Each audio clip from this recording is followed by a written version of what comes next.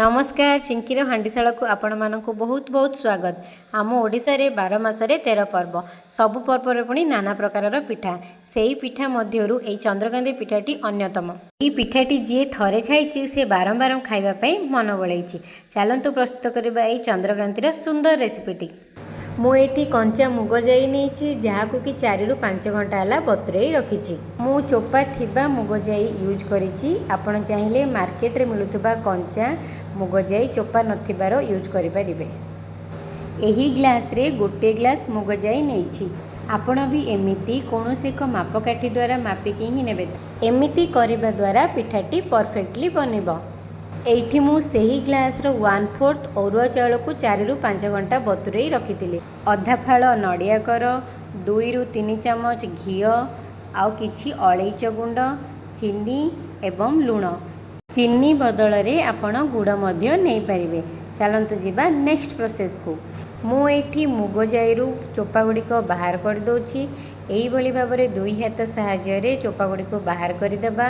तापरे भल भाबरे धोईकी सफा कर देबा।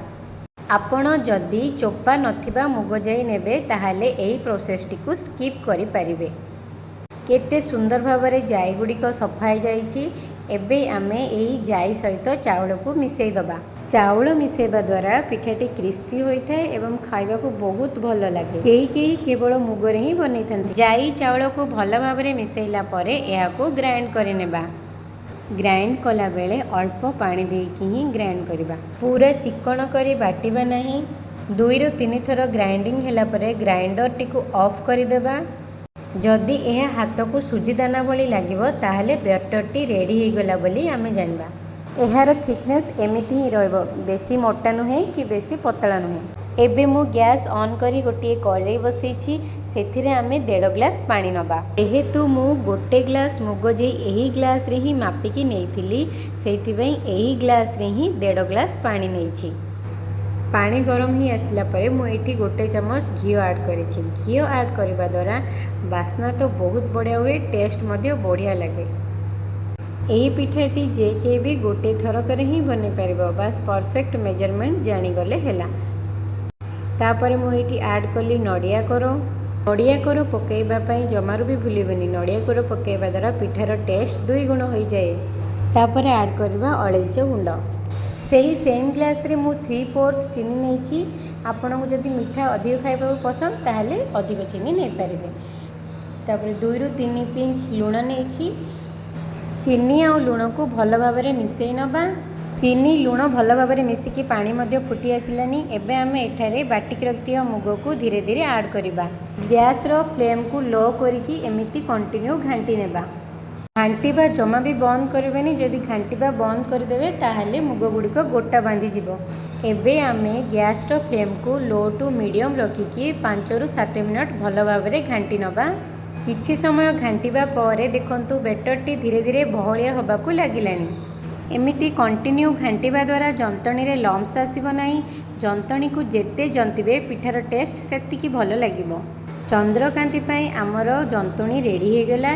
गैस रो फ्लेम को ऑफ कर नबा। एबे जिबा आमे नेक्स्ट प्रोसेस को।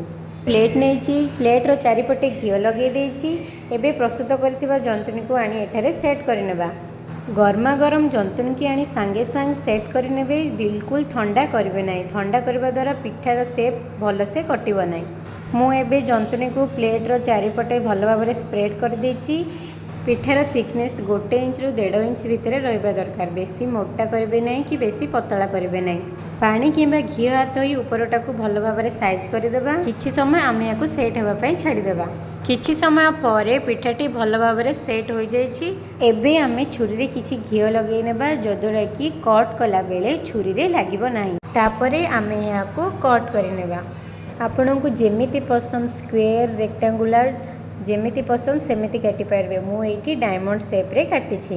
पिठाटी को काटला बेले ही जना पड़ी जाउछि जे या केते भल भाबरे सेट होइछि। काटिकी रखिथिबा सबु पीस को मु गोटे प्लेट को बाहर कर देछि।